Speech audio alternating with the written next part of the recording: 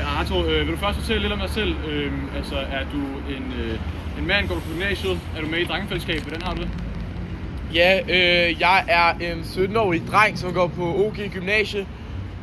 I min dagligdag så spiller jeg basketball og er aktivt medlem af Team Danmark-foreningen, som hjælper sportsudøvere med at prioritere skole og sport. Perfekt. Og du er med i drengefællesskab på gymnasiet? Ja, det vil jeg sige. Har du erfaringer inden for gambling? Ja, det har jeg. Det har jeg helt klart. Okay. Sammen med det her drengefællesskab? Eller et drengefællesskab? Sammen med drengefællesskabet. Både sammen og ude. Okay. Gambling er en stor del, når vi er sammen som venner i klassen. Okay, så lad os tage udgangspunkt i det gamblingfællesskab, eller det drengefællesskab, som du har gamblet med. Har I spillet online gambling? Ja, det har vi. Okay, perfekt. Nu skal vi have nogle spørgsmål her. Hvor ofte vil du sige, I gambler typisk? 2-3 gange om ugen. Er det sådan cirka, eller har I minimum altså gange I altid gambler? Der bliver i hvert fald gamblet mindst 2 gange om måneden. Okay, og hvordan reagerer de andre drenge, hvis der er en, der siger, at han ikke rigtig gider være med, eller ikke gider være med hver gang? Man bliver ligesom, hvis man allerede er en del af det der gamingfællesskab, så bliver man jo en smule presset til det. Fordi at de andre drenge selvfølgelig synes, det er ærgerligt. Okay, og du siger, gambler du lige så ofte alene, eller er det mindre, eller hvordan er det? Jeg gambler ikke alene. Okay, det gør du ikke. Okay.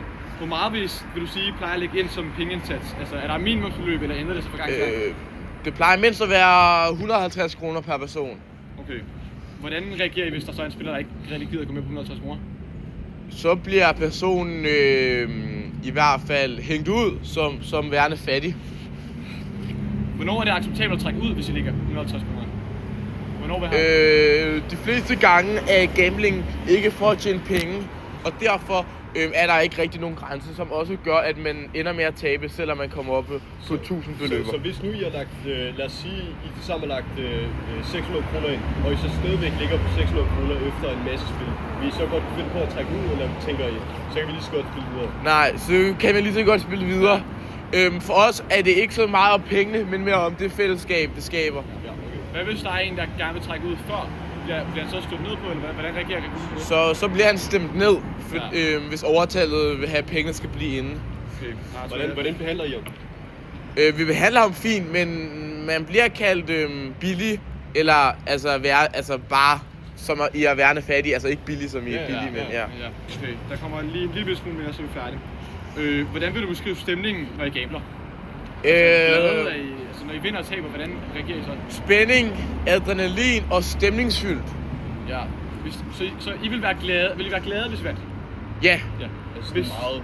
Ja, hvor meget fylder det sådan at I vinder, hvor meget fylder det i løbet af dagen? Altså, kan I mærke, hvis I har vundet meget, kan I så mærke det gennem hele dagen? Eller er det sådan lidt ligegyldigt, om I vinder eller taber?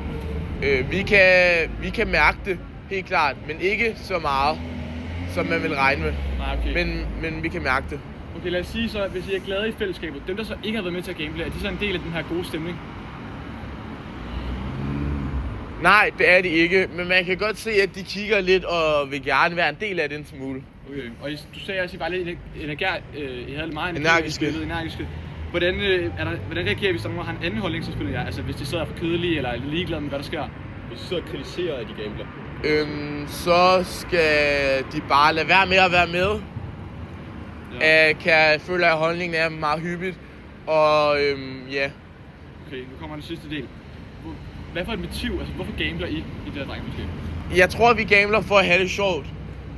Vi er et par drenge, der ikke er i så meget pengenød, men synes det er sjovt at have nogle ekstra penge på lommen, så man kan bruge på noget dumt. Og så hvis man putter det sammen med adrenalin, så er gambling i sig selv bare sjovt. Er der nogen, der vil gamble af andre grunde end resten af gruppen? Altså måske ja, hvis der er nogen, der ikke har så mange penge, kan man godt mærke det nogle gange. Hvordan reagerer I så, hvis de gambler kun for pengenes skyld? Altså det er vigtigt for dem at vinde penge, eller sidde og have det sjovt med? Så bliver man udelukket. Okay, og du gamblede ikke alene, vel? Nej. Okay, perfekt. Det var tak. Tak. Mange tak.